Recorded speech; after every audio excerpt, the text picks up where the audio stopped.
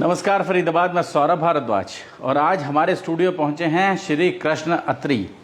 छात्र नेता हैं, आमतौर पर नेहरू कॉलेज आप इन्हें देखते होंगे, लगातार मीडिया की सुर्खियों में रहते हैं और 2 दिन पहले भी सुर्खियों में आए हैं कृष्ण अत्री।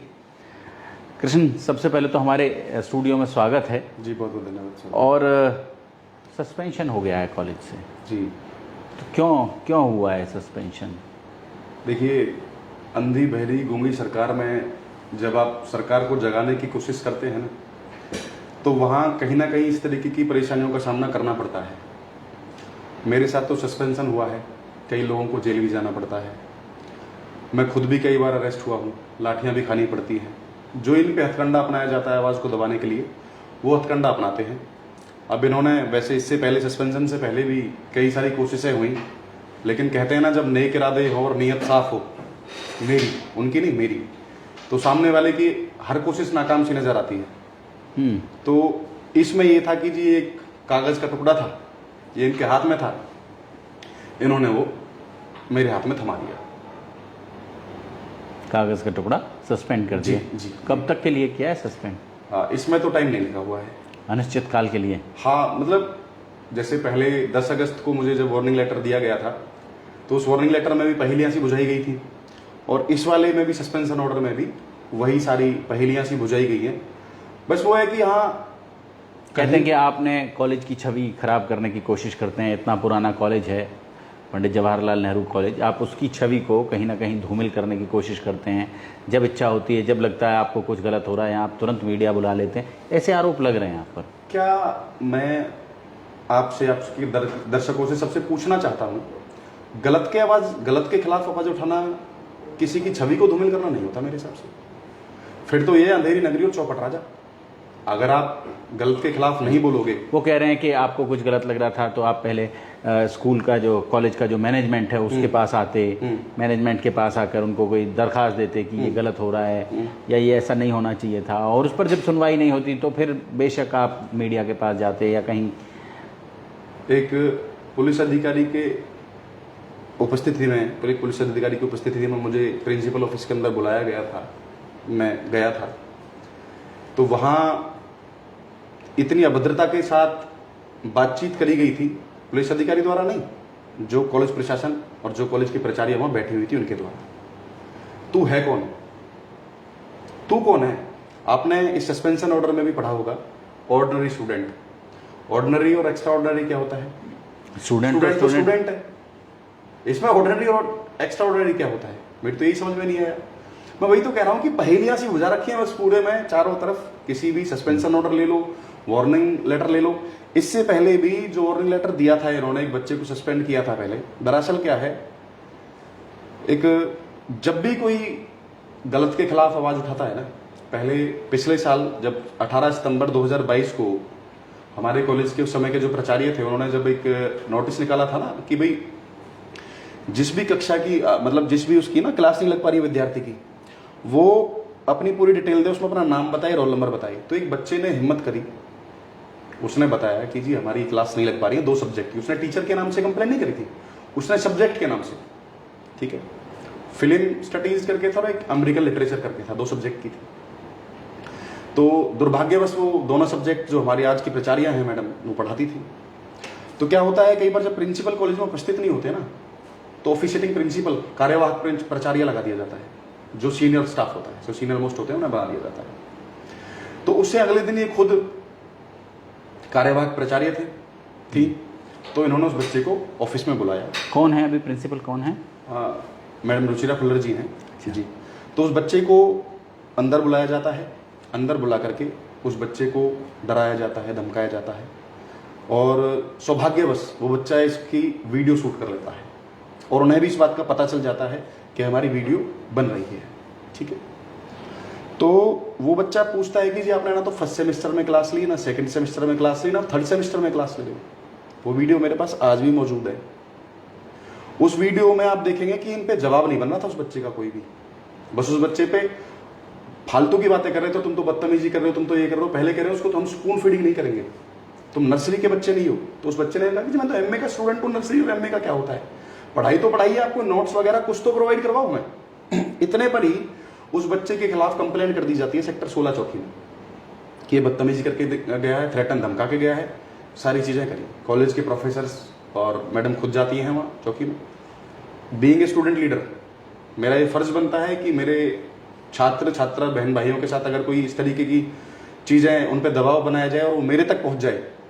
मैं एक चीज़ कहता हूँ, देखो कोई आदमी कहे कि जी ये हो रहा है, ये क्यों नहीं देख रहा, ये हो रहा है, ये क्यों नहीं हो रहा, मेरे तक जो पहुंच गया मेरी जिम्मेदारी उसको न्याय दिलाने की, चाहे मुझे उसके लिए किसी भी चीज़ से गुजरना पड़े। मैं वहाँ पहुंचा, सेक्टर 16 चौकी में उसको लेकर पहुंचा, तो मैंने कहा, इंचार्ज साहब से भी कहा, मैंने कहा सर एक बात बताइए आप मुझे, क्या क्लास लगाने की मांग करना आज के समय में गुनाह हो गया है क्या?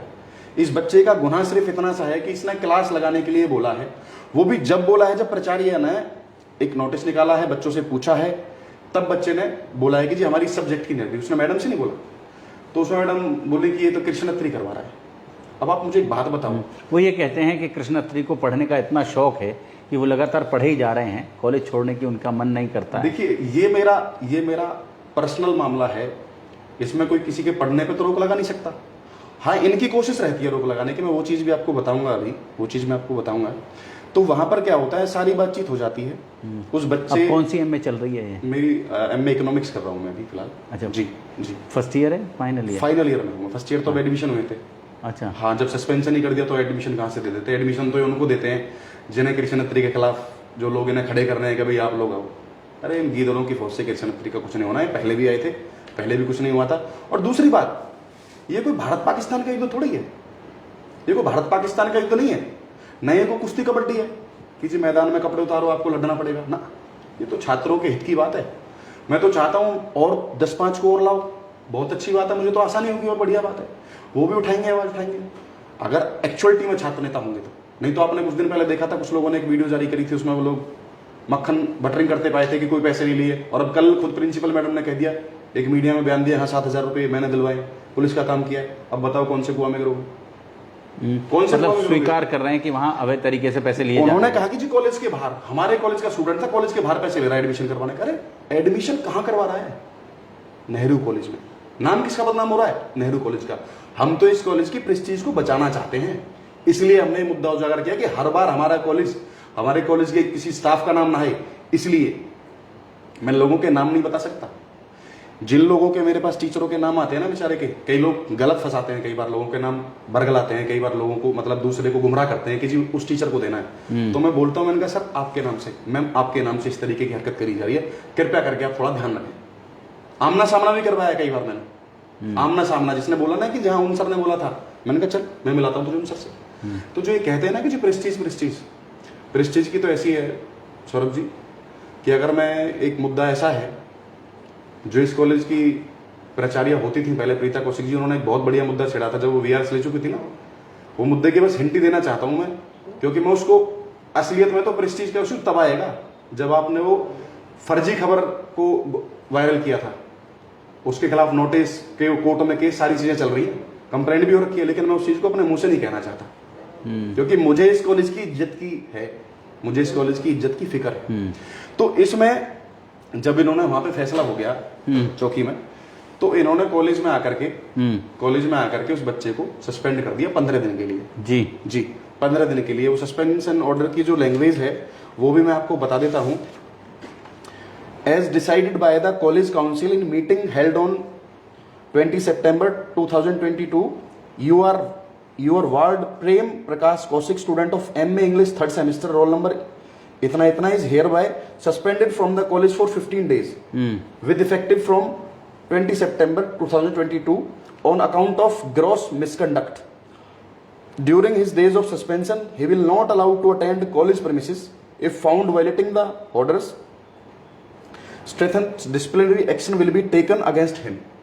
ये तो है उस बच्चे का। अब आ जाते हैं, मैं पढ़ रहा था, मैं दोनों को पढ़ रहा था जी। आपकी चिट्ठी तो आपको लिखी गई है? जी मुझे लिखी गई है, उस बच्चे की उसको लिखी गई थी, लेकिन पिताजी को लिखी गई, जी, उनके पिताजी को लिखी गई थी। लेकिन दूसरी बात क्या है कि जो मेरी वाली चिट्ठी है ना, उस चिट्ठी में ना तो ये जिक्र किया गया है इन्होंने कि कोई मीटिंग रखी थी, और वैसे मुझे पता है इन्होंने कोई मीटिंग रखी भी नहीं थी, ठीक है जी, और ना ही इन्होंने मुझे ये बताया कि जी कितने दिनों के लिए है। बाकी मेरी एक दो लोगों से ये बात भी, एक दो जो पुराने शिक्षाविद हैं जो सच्चाई को सच, सच को सच और झूठ को झूठ कहना जानते हैं जी। उन्होंने मुझे ये कहा था कि कृष्ण, पहली बात तो इन्हें परमिशन ही नहीं है, फिर भी अगर है भी तो ग्राउंड क्या दिया है इन्हें तुम्हारा? कोई ग्राउंड तो हो तुम्हें सस्पेंड करने का। ये तो बस कह रहे हैं कि जिन्होंने मीडिया को डायरेक्टली बुलाया। मतलब आज के समय में 21वीं सदी में अपने विचार, कहते हैं जहां स्वतंत्र बोलने की आजादी हो, मौलिक आधार है ना, मौलिक अधिकार है हर एक इंसान का, जहां बोलने की आजादी हो सबको, वहां पर मुझे बोलने के ऊपर सस्पेंड किया गया है। आप एक चीज सोचो, मुझे बोलने के ऊपर सस्पेंड किया गया और ना ये बताया है कि कितने दिन के लिए सस्पेंड किया है। बस दोष मेरा सिर्फ इतना सा है कि मैं छात्रों की आवाज उठाता हूं। मेरे पास कोई परेशान छात्र आता है तो मुझसे उसकी परेशानी नहीं देखी जाती, चाहे मुझे उसके लिए कुछ भी करना पड़ो। आज आपके सामने मैं भुगत भी रहा हूं कि जी मुझे सस्पेंड कर दिया है, मुझे सस्पेंड भी कर दिया। तो उसके बाद में क्या होता है, इन्होंने फिर वो बच्चा 15 दिन के लिए अपने घर रहा, सारी चीजें। एक बहुत बड़ी दुर्घटना उसके साथ हुई थी, उसे भी मैं यहाँ नहीं बोल सकता क्योंकि हमारी भी कुछ प्रतिबद्धता होती है, हमारी भी कुछ मजबूरियां होती है, मैंने बोलना नहीं चाहता। लेकिन अगर मैं उन चीजों को करता तो शायद आज ये यहाँ ना होते, मुझे इतना पता है। कृष्ण, बहुत सारे मुद्दे आपने उठाए हैं जी। आपने ये जो पूरा पुल है जी, पुल को लेकर बड़ी लंबी हड़ताल रही यहाँ फरीदाबाद में, 86 डेज एंड नाइट की, 86 दिन रात की रही थी। 86 दिन रात वो यहीं सोना उठना बिल्कुल बैठना नेहरू कॉलेज के बाहर, नेहरू कॉलेज के बाहर होता था, ताकि ये रेल, ये जो रोड है, बाईपास है, जिसके ऊपर आरओबी बन सके, हाँ, मतलब फुटओवर ब्रिज बन सके, नेहरू कॉलेज की बिल्कुल, सॉरी, नए भवन का निर्माण था जी, छात्र संघ चुनाव थे, सेमेस्टर प्रणाली को बंद करने को लेकर के था, मूलभूत सुविधाओं को लेकर के था, और हमारी जो बहनें कॉलेजों में पढ़ती हैं, जो बाहर के आवारा लोग आ जाते हैं, उन पर हफ्तियाँ कसते हैं, उनके लिए कॉलेज में ये बोला था कि जब तक कॉलेज टाइम रहता है तब तक के लिए कॉलेज में 2 महिला पुलिसकर्मी तैनात करी जाए। ये 7-8 डिमांड थी लगभग हमारी थी। तो 86 दिन रात वो चला था, वो भी मैं आपके चैनल के माध्यम से बता देता हूँ। वैसे तो सब सारे लोगों को पता है, लेकिन कुछ एक लोग हैं जिनके दिमाग में ये फितूर है कि जब से मैडम प्रिंसिपल आई है तब से कृष्ण अत्री एक्टिवेट हुआ है, तब से एक्टिव हुआ है। पहली बात तो ये बता देता हूँ कि मैं कृष्ण अत्री के लिए, नेहरू कॉलेज के लिए राजनीति नहीं करता, मैं छात्र राजनीति नेहरू कॉलेज के लिए नहीं करता।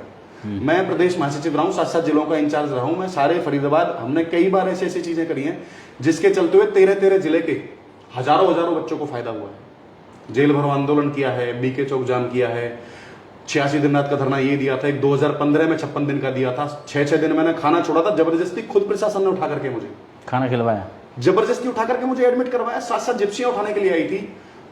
15 अगस्त 2018 में, 15 अगस्त को जब पूरा देश आजादी मना रहा था, तब कृष्ण अत्री को नजरबंद करने के लिए, मतलब मुझे 15 अगस्त को गुलाम कर लिया था पुलिस ने, अपना सीआईए ने। तो ये चीजें अब पता नहीं कैसे भूल जाते हैं, और भूल भी वो लोग रहे हैं जो पहले इस कॉलेज में प्रोफेसर होते थे। कृष्ण, अब हम जो जानना चाह रहे हैं जी, हम ये जानना चाह रहे हैं कि आप लगातार राज्य स्तर पर छात्रों के जो मुद्दे होते हैं उन मुद्दों को उठाते हैं जी, उनकी परीक्षाओं से संबंधित, उनके कोई सेमेस्टर से संबंधित, उनके कोई दाखिलों से संबंधित, जो भी तमाम समस्याएं छात्रों को, छात्राओं को आती हैं उनको उठाते हैं। एक बड़ा मुद्दा जो है फिलहाल पूरे हरियाणा को मथ रहा है, बच्चे पढ़ाई करते हैं पूरी फार्मेसी की जी, और डिप्लोमा करते हैं, डिग्री लेते हैं, या लेकिन उसके बाद उनके सामने जो सबसे बड़ी समस्या आती है, उनको रजिस्ट्रेशन नहीं मिल पाता है। तो उसको लेकर कोई आंदोलन एनएसयूआई नहीं सोचती है कि उसके बारे में भी कहीं? फरीदाबाद के इतने सारे स्टूडेंट्स हमें कॉल करते हैं, हमें बताते हैं अपनी समस्याएं, तो उसके बारे में एनएसयूआई कुछ नहीं सोचती? देखिए, मेरा मानना हमेशा से ये रहता है कि जब तक जो मरीज है ना, वो जब तक आप डॉक्टर के पास नहीं बिठाओगे ना, तब तक आप उसकी मेडिसिन नहीं करवा सकते, आप उसको ठीक नहीं कर सकते। मेरा खुद का मानना ये है कि जब तक मेरे पास जिन बच्चों के साथ परेशानी है वो मेरे पास आए हों और उसके बाद मैंने आवाज ना उठाई हो, तो मैं आपका गुनहगार हूं, तो मैं आपका जवाबदार हूं, तो मेरी जवाबदेही है। मेरे पास आज तक पहली बात तो कोई आया नहीं, लेकिन हाँ, इससे पहले स्टेट लेवल पे ये चीजें उठाई गई हैं, किया है। मुझे जहां तक पता चला है, इसमें मुझे जहां तक पता चला जी, कि ये काम बदले की भावना से किया जा रहा है इनके साथ में। अब वो क्या है, इसकी तो इंक्वायरी हो, करवाई जाए कि जी किस लिए। जब किसी बच्चे ने, जब कोई कोर्स है, उस कोर्स में जब आपने नॉर्म्स ऐसे बना रखे हैं कि जी आपको इतनी पढ़ाई करने के बाद में आपको रजिस्ट्रेशन कराना पड़ेगा, जैसे एलएलबी करवाने के बाद में अपना आपको रजिस्टर कराना पड़ता है, एमबीबीएस अगर आप बाहर से करके आते हो तो यहाँ पर टेस्ट आके देना पड़ता है। हर एक कोर्स के लिए अलग अलग चीजें हैं, कई कोर्सों में नहीं है। तो ये तो क्या इसमें सरकार को नहीं दिखाई देता कि फार्मेसी के इतने सारे स्टूडेंट्स हैं, इतने सारे छात्र छात्राएं हैं, उनके साथ में इस तरीके की परेशानियों का उन्हें सामना करना पड़ रहा है, क्या इन्हें दिखाई नहीं देता? जी। लेकिन बात यह है कि सत्ता में वो लोग बैठे हुए हैं जिन्हें रोजगार की बात नहीं करनी, जिन्हें शिक्षा की बात नहीं करनी। आप आज देखेंगे हरियाणा प्रदेश के किसी भी कॉलेज में चले जाओ, वहां पर स्टाफ की बहुत भारी कमी है। नए कॉलेज तो खोल दिए, लेकिन नए स्टाफ के नाम पे इन्होंने एक सिंगल आदमी भर्ती नहीं किया। तो उसके कारण परेशानी किसको भुगतनी पड़ेगी? कौन भुगतेगा उन चीजों को? हमारे स्टूडेंट ही भुगत रहे हैं। तो कहते हैं ना, मैंने पहले भी कहा था, अंधेरी नगरी चौपट राजा, जो हो रहा है उसे कोई देख ही नहीं रहा। ये तो ऊपर ऊपर बरगलाने में, बयानबाजी देने में, इन्हें तो आज भी, अब इनसे पूछ के देखो, हो सकता है नेहरू जी ना देने दे रहे हो सर्टिफिकेट, रजिस्ट्रेशन नेहरू जी ना करने दे रहे हो, क्योंकि हर चीज में आपको पता ही है, हर जगह नेहरू जी का नाम लेते हैं। हर जगह आप इनसे सवाल पूछोगे ना तो इसका जवाब नहीं देंगे, ये सीधा जाएंगे 10 साल पहले कांग्रेस में ये हुआ था, कांग्रेस में ये हुआ था, उस समय ये हुआ था, इस समय ये हुआ था।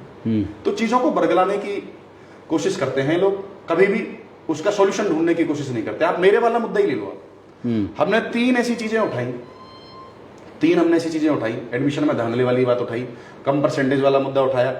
क्या फरीदाबाद में कोई ऐसा अधिकारी नहीं है जो इस कॉलेज में आकर के इस चीज का निवारण करवा दे? जी। क्या भारतीय जनता पार्टी के जज्बा के सारे नेता बहरे हो गए हैं? किसी को सुनाई नहीं देता। आप आज हरियाणा प्रदेश की जो भारतीय जनता पार्टी और भाजपा जज्बा की सरकार है, वो फरीदाबाद जिले के ऊपर टिकी हुई है जी, लेकिन सबसे ज्यादा सफर फरीदाबाद का स्टूडेंट कर रहा है। हमारे पास में इन्होंने अपने खुद के मैनिफेस्टो में, स्टूडेंट मैनिफेस्टो में ये घोषणा करी थी कि हम प्रत्येक जिले में एक यूनिवर्सिटी देने का काम करेंगे। जबकि जब 2014 से पहले जब हमारी तरफ से यहां से मांग गई थी, तो हमारे यहाँ पे रीजनल सेंटर पास हुआ था यूनिवर्सिटी का, ये रीजनल सेंटर तक नहीं खोल पाए, यूनिवर्सिटी तो खोलेंगे क्या? आज भी हमारे फरीदाबाद, पलवल, पुरी लोकसभा फरीदाबाद के छात्रों को रोहतक जाना पड़ता है, रोहतक जाना पड़ता है। ये चीजें इन्हें दिखाई नहीं देती और इनके खुद के वायदे हैं।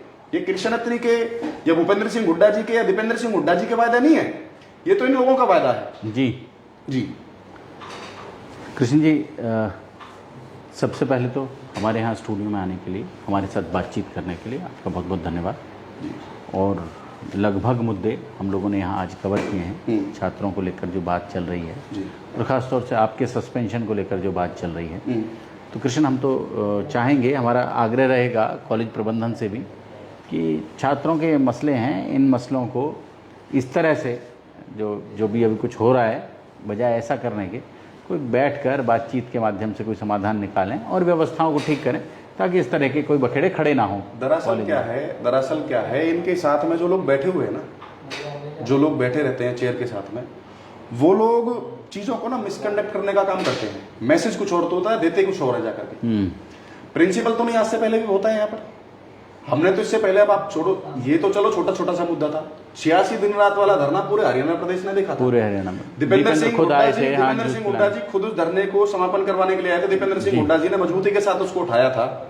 और आज भी दीपेंद्र सिंह हुड्डा जी ने कहा है कि कृष्ण, हम पूरी पार्टी तुम्हारे साथ में खड़ी है। इस तरीके की चीजें हम, मेरे साथ नहीं, किसी भी वर्ग के साथ अगर कोई चीज होती है तो सबसे पहले दीपेंद्र सिंह हुड्डा जी, भूपेंद्र सिंह हुड्डा जी, उदयभान जी, सारे लोग खड़े मिलते हैं जी। आपने देखा भी था अभी पिछले समय में, जो भी इनको सवाल पूछता है ना, ये उसकी आवाज को दबाने का काम करते हैं, उसकी आवाज को दबाने का काम करते हैं। लेकिन ये आवाज ऐसे दबाने वाली नहीं है। इससे पहले भी कई बार कोशिशें हुई हैं, गिरफ्तार भी हुए हैं, जेल भरो आंदोलन भी किए हैं हमने, लाठियां भी खाई हैं, सारे काम करेंगे। ये तो एक मात्र कागज का टुकड़ा है, ये तो आज ना कल वापस हो जाएगा। वो वाली बात है ना, एक कागज का टुकड़ा साइन नहीं होगा तो क्या तारा पाकिस्तान नहीं जाएगा? अगर आप ये सस्पेंशन ऑर्डर कर दोगे तो क्या मैं छात्रों की आवाज उठाना छोड़ दूंगा? मैं तो कहता हूँ सस्पेंशन पे क्यों रुकते हो, जेल भेजो मुझे। कल इन्होंने मीडिया के एक बयान में कहा है कि जी मुझे कृष्ण अत्री कुछ भी कह ले, कृष्ण अत्री की लड़ाई रुचिरा खुल्लर से नहीं है, कृष्ण अत्री की लड़ाई सिस्टम से है, कृष्ण अत्री की लड़ाई गलत सिस्टम से है। Ruchira Khullar madam principal seat से हट जाए, कोई और उठ जाओ, हम तो उससे भी सवाल पूछेंगे। इससे पहले कोई और बैठा हुआ था इस सीट पे, हमने उससे भी पूछा था सवाल। मैडम ने कहा जी मेरे स्टाफ पे कोई बात नहीं आएगी। स्टाफ के बारे में मैंने क्या बोल दिया? स्टाफ के बारे में मैंने क्या बोला है? क्या मैंने ऐसा कहा स्टाफ का व्यक्ति कोई पैसे लेता? ना, बिल्कुल नहीं लेता। 99.99% तो नहीं लेते, 0.1% एक आध लोग हो सकते हैं। उनकी कार्रवाई करो ना, देखो उनकी कार्रवाई। मैं तो खुद कहता हूँ जी, मैं तो खुद इन बातों को कहता हूँ। ये सारी चीजें हैं, अब इस तरीके की चीजें चल रही हैं तो देखते हैं जी। सरफरोशी की तमन्ना अब हमारे दिल में है, देखना है जोर कितना बाजुए कातिल में है। फरीदाबाद जोड़ेंगे आपको ऐसी ही और शख्सियतों के साथ। बहुत बहुत धन्यवाद।